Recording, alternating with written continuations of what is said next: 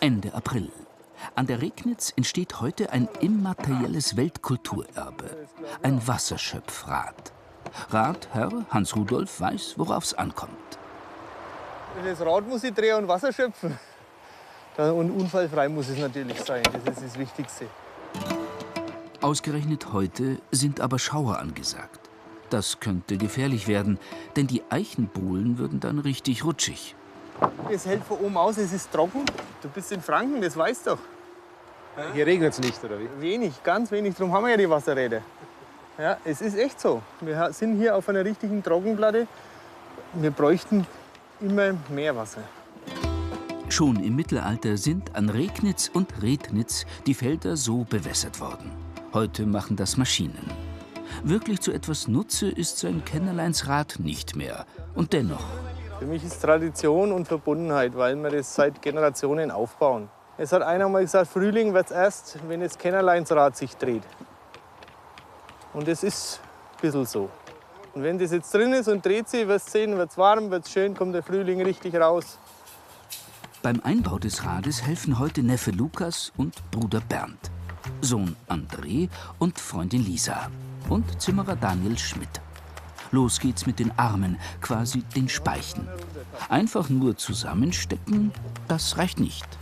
Übertrieben gesagt kann das ja dann so durchlaufen, das Rad. Das würde ja dann achtern. Und jetzt schauen wir, dass wir da relativ gerade Flucht hinkriegen, dass wir auch ein möglichst schöner Kreis hinbringen. Das Rad soll ja kein Ei werden. Die korrekt ausgerichteten Arme werden verkeilt. Mit die wichtigste Arbeit, denn jedes einzelne Teil des Wasserrads muss absolut fest sitzen. Du kannst den Keiler da rein donnern ohne Ende. Irgendwann machst du die Wellen auch kaputt. Schau ein bisschen mit.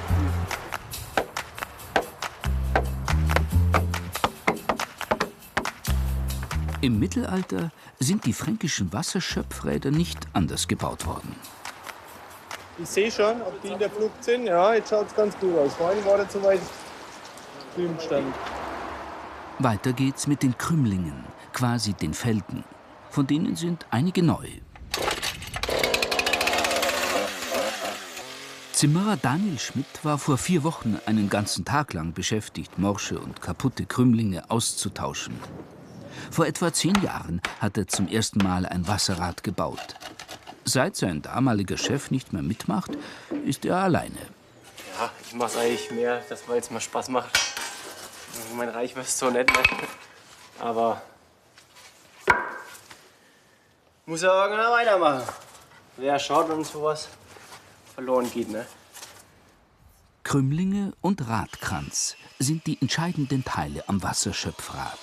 Auf sie wirken die höchsten Kräfte. An ihnen hängen die Eimer. Sie dürfen nicht brechen. So. Bist zufrieden? Wunderbar. Es geht einwandfrei wieder. In der Halle liegend passen die Krümlinge, aber auch beim Einbau. Es ist einem Verein von Möhrendorfer Idealisten zu verdanken, dass noch 10 der einst 250 Wasserschöpfräder erhalten und jetzt immaterielles Weltkulturerbe sind.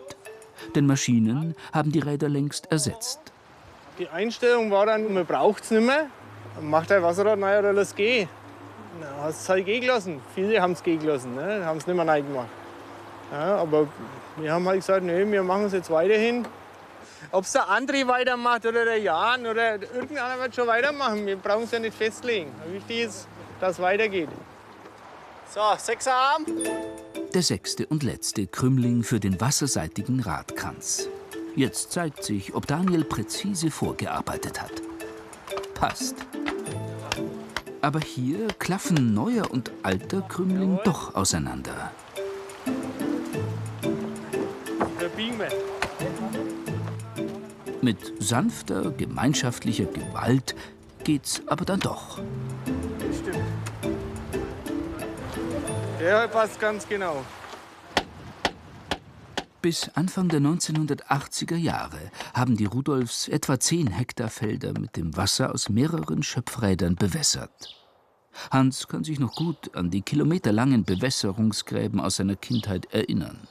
Die sind voll mit Wasser gelaufen. Da waren 30 cm, 20, 30 cm Wasser. Die müssen ja voll sein. Und dann ist aufgestaut worden, dann hast du halt mal Schiffler fahren lassen. Das haben wir Freiführer gemacht. Diese Bewässerungsgräben aus Beton sind als einzige noch erhalten, waren aber selten. Die meisten wurden per Hand ausgestochen und mussten penibel sauber gehalten werden. Da gibt es das Grabenbeil, da hast du hacken müssen und dann hast du das rausstechen müssen, weil die sind ja jedes Jahr wieder zugewachsen. Wahnsinnsarbeit. Wahnsinnsarbeit. Wahnsinnsarbeit. Das stimmt. Die ganze Familie war da dabei beim Gräbenreinigen. Das ist der Einbau nur das Wenigste. Die Landwirtschaft von Hans Rudolf liegt in Sichtweite. Seit Mitte des 19. Jahrhunderts, in 5. Generation, ist die Familie hier in Oberndorf, einem Ortsteil von Möhrendorf. Seine Eltern wohnen bis heute im sogenannten Schloss. Früher war es mal ein Rittergut der Patrizierfamilie Tucher. Vater Fritz ist Mitte 80 und sitzt noch immer jeden Winter an seiner Schnitzbank, um die Kumpfnägel fürs Wasserrad zu schnitzen.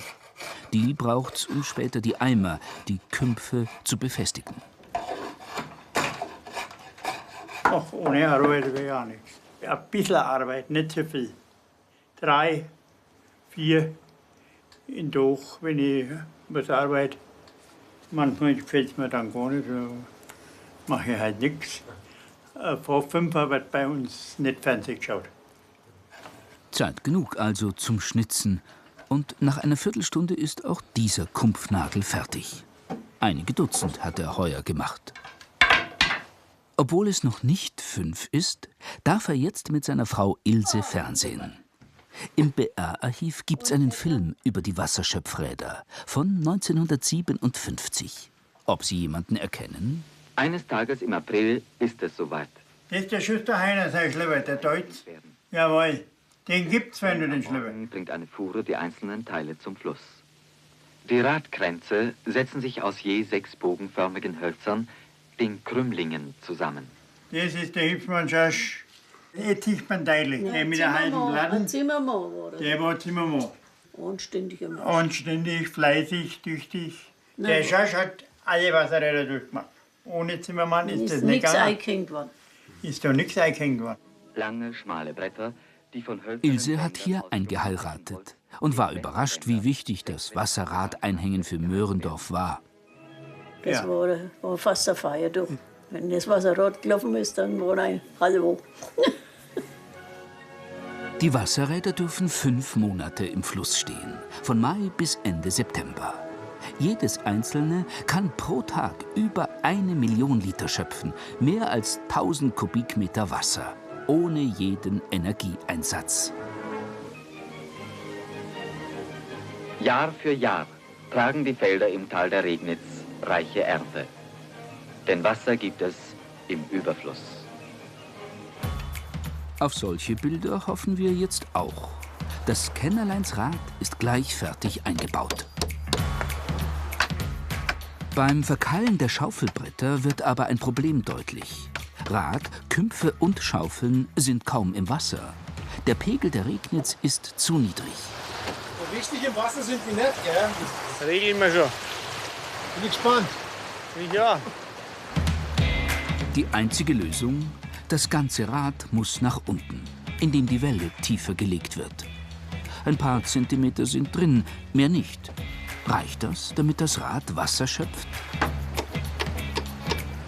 Als Rinne und Trog aufgebaut sind, kommt der entscheidende Moment. Jetzt lassen wir es einmal durchdrehen langsam. Und dann, wenn es nicht geht, dann passt es. Dann sind wir glücklich. Dann wird's Frühling. Dann wird's Frühling, dann sind wir glücklich. Also ich zieh's einmal raus. Gut. Langsam durchdrehen lassen, laufen lassen.